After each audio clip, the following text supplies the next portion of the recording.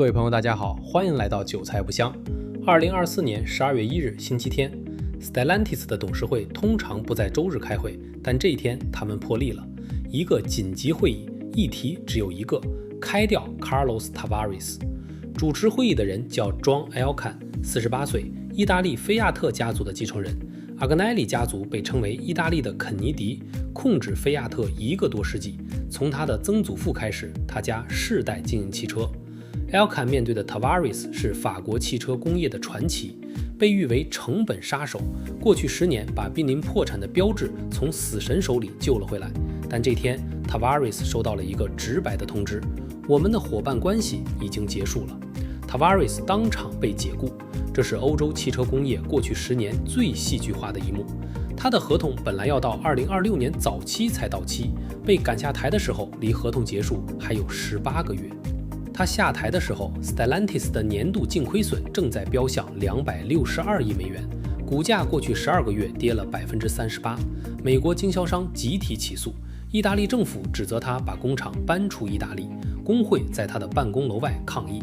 今天我们就一起来看一下这到底发生了什么。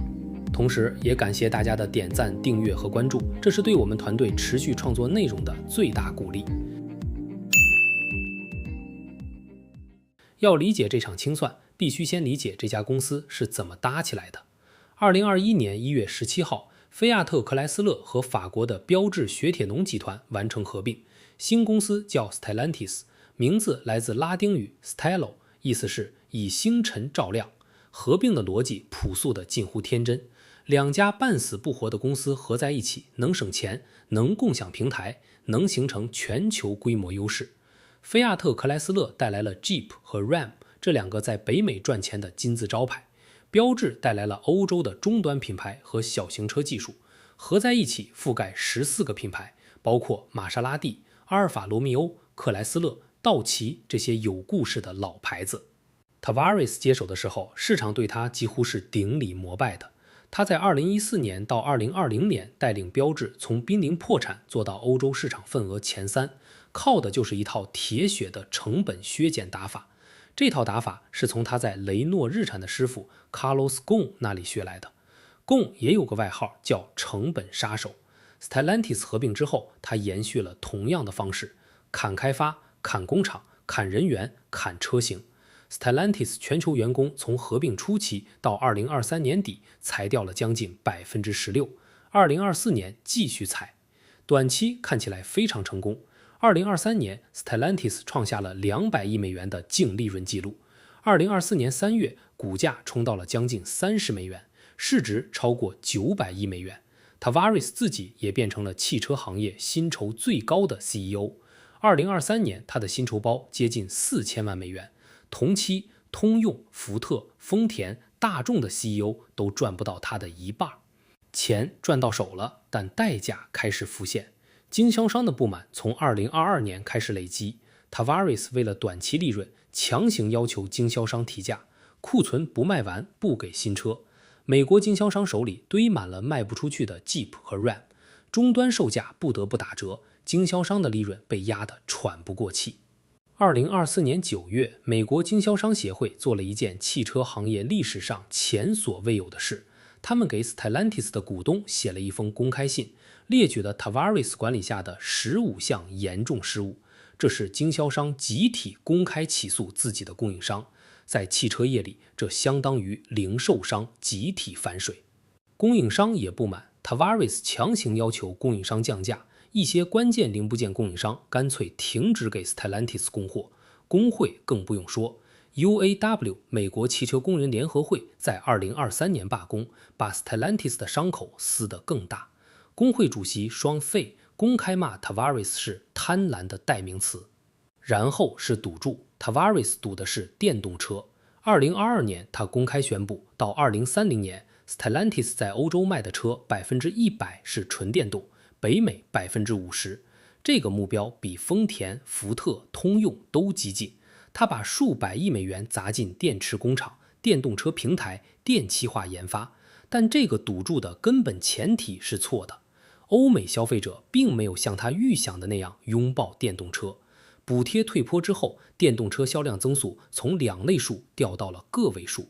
同时，中国的比亚迪和上汽用极低的价格冲进了欧洲市场，把电动车的价格战推到了 Stellantis 承受不起的程度。更要命的是 ，Tavares 为了把所有资源投到电动车上，把传统燃油车业务搞得一塌糊涂。Jeep Cherokee 被砍掉了 ，Ram 的 V8 发动机被换成 V6， 克莱斯勒只剩下 Pacifica 一款车在卖。这些决定让美国老用户极度愤怒。Ram 的销量同比腰斩 ，Jeep 的市场份额连续下滑。Tavares 还做了一件让董事会非常恼火的事。2023年初，他个人决定让 Stellantis 退出欧洲汽车制造商协会 ACEA， 搞独立游说策略。这个决定没有跟董事会商量。到了2024年秋天，董事会内部的不满已经累积到了爆炸的程度。10月份 ，Bloomberg 爆料说 Elkann 已经在物色继任者。Tavares 公开否认，说他会做到2026年合同结束。2个月后，他被赶下台。资深独立董事 Henry de Castries 在声明里说 ，Stellantis 的成功是建立在股东、董事会和 CEO 三方的一致上的。最近这几个星期，我们出现了分歧。故事的下半段才更有意思。Elkann 接手之后，第一件事是道歉。他在12月初亲自飞到美国，跟经销商执行委员会开会。会上他说：“我知道你们经历了什么，我们要修复关系。”一位经销商 Kevin Farish 事后说：“这意义重大，我们有大量机会去修复 Tavares 搞坏的一切。”不到1个礼拜 ，Stellantis 宣布再次加入 ACEA 欧洲汽车制造商协会。Tavares 离开的所有动作都在被一一倒回来。Tavares 辞职当天 ，Stellantis 的临时执行委员会任命了一个新的北美业务负责人 Antonio Filosa。Filosa 是意大利人，已经在公司干了25年，原本负责南美业务，大部分职业生涯在底特律度过。一个内部人，一个跟经销商关系良好的人，一个懂北美市场的人。2025年5月 ，Filosa 正式被任命为 CEO，6月上任。他做的第一件事极其有象征意义，他把自己的办公室从荷兰搬回了密歇根 Auburn Hills。这个动作背后的逻辑很清楚。Tavares 一直在欧洲遥控指挥 Stellantis 的全球业务，导致北美业务被边缘化。北美是 Stellantis 的利润奶牛 ，Jeep 和 Ram 这2个品牌一直是公司财务最重要的支柱。Filosa 的判断是，如果北美业务垮了，整个公司就完了，所以他要亲自坐镇北美。第二件事是直接推翻 Tavares 的几个最有争议的决定。Cherokee 回来了， Hemi V8 回来了， Pacifica 的插混版本被砍掉，因为消费者一直不买账。Filosa 在内部信里说，战略决策必须基于客户实际购买行为，而不是基于一个 CEO 在巴黎办公室里画的蓝图。第三件事是宣布130亿美元的美国制造投资，未来4年内投到密歇根、俄亥俄、印第安纳的工厂，包括5款新车，新增5000个就业岗位。这是 Stellantis 在美国历史上最大的一笔单笔投资，效果立刻显现。2026年第一季度 Ram 的美国销量同比暴涨 20%，Jeep 也在复苏。Stellantis 的 Q1 收入380亿欧元，同比增长 6%。北美业务从去年同期的亏损翻转到了 2.63亿欧元的经营利润，整个公司从去年同期的亏损扭转到了4亿欧元的净利润。但市场不买账。4月30号 Q1 财报发布当天 ，Stellantis 股价单日跌了 10%，原因不是数字不好，是 Filosa 没有跟着福特和通用一起上调全年盈利指引。最高法院当时刚刚推翻了特朗普的 Liberation Day 关税。福特和通用都因此把全年利润预期上调了5亿美元 ，Stellantis 没有上调。市场认为这是 Filosa 对2026年下半年没有信心。Bank of America 的 Horst Schneider 把 Stellantis 的评级从持有下调到了 underperform。Schneider 的逻辑很扎心，他说 Q1 的扭亏是因为一些一次性的会计处理和关税调整，不能证明转型是可持续的。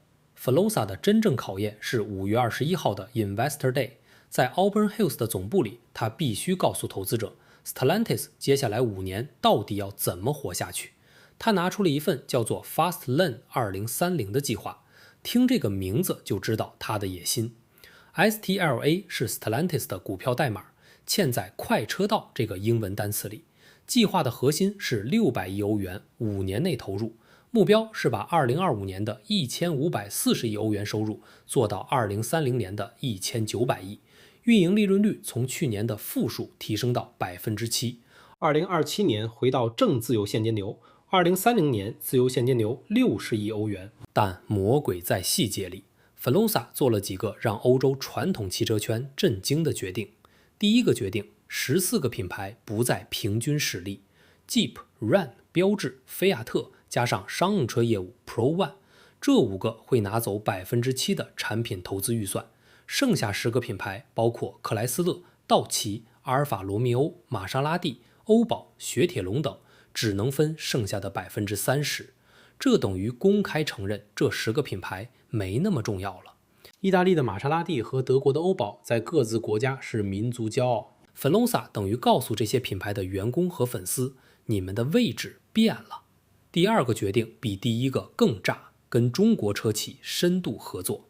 Tavares 在一次电话会上承认过，比亚迪的制造成本比 Stellantis 低30%，低30%。这个差距不是靠勒紧裤腰带能追上的，这是供应链结构垂直整合、工程师红利共同造成的。Tavares 的回答是，那我也要做电动车，我自己造。结果他没造起来，公司差点跟着倒下。Filosa 的回答完全不一样，他说既然追不上，那就加入。Stellantis 近期跟 Leapmotor 和东风签了合作协议。更炸的是 Clean Technica 报道说，比亚迪正在跟 Stellantis 谈判，准备接管它在欧洲的4个亏损工厂，包括都灵的 Mirafiori、那不勒斯的 Pomigliano、德国的 Eisenach、法国的 Hordan。用做生意的眼光来看， Filosa 的算盘很清楚，这4个工厂每年都在烧钱，关闭他们要支付天价的工会赔偿，让比亚迪接手，工厂保住了，工人保住了，政治压力没了。同时 Stellantis 可以从比亚迪那里拿到电动车技术和供应链，看似服软，实际上是双赢。但这是欧洲汽车工业第一次有这样的姿态，一家100年欧洲车企公开把最弱的工厂送给最强的中国对手。这个事件本身可能比 Fastlane 2030任何一个数字都更重要，它代表的是一个时代的结束。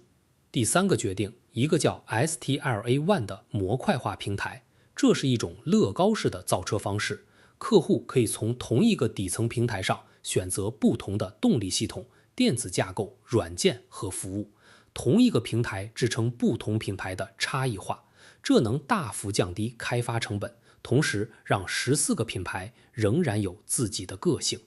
第四个，9款定价4万美元以下的新车，专门面向美国中产阶级市场。Tavares 时代 Stellantis 一直在追求高端化，结果把价格做到了普通家庭买不起的程度。Filosa 要把这个反过来。但5月21号 Investor Day 当天，市场的反应非常冷淡。Stellantis 股价在米兰一度跌7.4%，纽约跌5%。市场不满意的核心是几件事：第一，2030年的目标看起来很美，但短期可见度不够。Filosa 没有给出2026年到2027年的具体盈利路径。投资者最关心的是接下来12个月能赚多少钱，不是5年后的愿景。第二， Fastlane 2030的执行依赖太多假设，23%的收入增长加运营利润率从 2.5% 翻3倍到 7%， 这需要近乎完美的执行力。考虑到 Stellantis 过去3年在执行上一塌糊涂，市场对这个能力打了很大的问号。第三，跟比亚迪合作可能是把双刃剑，短期是降本机会，长期可能让 Stellantis 变成中国车企进入欧洲市场的代工厂。一家100年欧洲车企最后变成了别人的承包商，这不是投资者想看到的故事。Stellantis 的市值现在大约210亿美元，市销率 0.125 倍，是全球大型车企里最低的之一。10位华尔街分析师里2位卖出，11位持有，2位买入，平均目标价9.21美元，比当前的7.5美元高25%。Bank of America 最悲观，目标价就6美元。把所有这些放在一起看 ，Stellantis 的故事其实是欧美传统车企的缩影。它面对的问题不是某一个 CEO 的失误，是结构性的。中国车企用30%的成本优势横扫全球，欧美的工会、社会保障、环保法规让欧美车企的成本无法压到同样的水平。传统燃油车需求在萎缩，电动车价格战让所有人都亏钱。新能源技术的迭代速度让传统车企的研发节奏跟不上。Filosa 的 Fastlane 2030本质上是一份求生计划，不是扩张计划。他赌的是 Stellantis 可以通过聚焦核心品牌、模块化平台跟中国车企合作来活下去。如果他赌对了， Stellantis 能在汽车工业大洗牌中保住自己的位置；如果赌错了，他可能成为下一个克莱斯勒，被更强的对手收购或者干脆破产。约翰·埃尔坎现在48岁，他从7岁就被他祖父 Gianni Agnelli 选定为家族继承人。他的曾祖父在1899年创立了菲亚特，从那时候到现在的126年，他的家族一直在跟汽车工业的兴衰共浮沉。这一次的对手是中国车企，是电动车，是 AI 时代的全新供应链。他能不能让菲亚特的旗帜继续飘扬下去？所有人都在看。5月21号那天 Filosa 站在台上说，这个计划基于现实，是为了创造可持续盈利增长的条件。市场用5%的跌幅给出了第一份反馈，接下来的每一份季度财报都是一场考试。感谢大家观看，做这类深度内容不易，你的订阅、点赞和转发就是对我们最大的支持。我是韭菜不香，我们下期再见。